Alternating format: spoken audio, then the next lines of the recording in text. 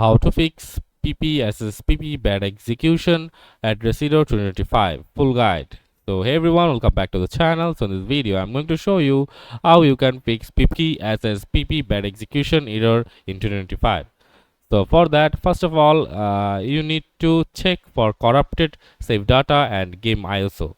If the error occurs after loading a save state, try loading the game's actual save file from the main menu instead. If the issue persists, consider deleting the problematic save state and loading the game from the beginning or a previous save point. And PPSSPP can now verify the validity of your game ISO. Please right click on the game in the emulator and select calculate CRC. If the ISO is invalid, a message will indicate it. If your suspect the ISO is bad, try downloading it again from a different source. You can also adjust PPSSPP settings, like for some games, enabling cheat even if not actively using them can resolve this issue. You have to go to settings, systems and emulation and check enable cheats.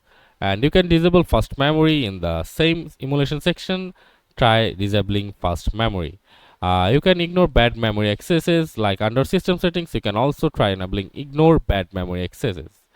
If you've made many changes to the settings, consider resetting PPSSPP to its default configuration. So for that, go to settings, systems, general, and then restore PPSSPP's setting to default. And you can also adjust CPU clock speed. Some users have reported success by adjusting the CPU clock speed under system settings. Try changing it from the default value. And if the game is very slow, try enabling frame skipping under graphics settings.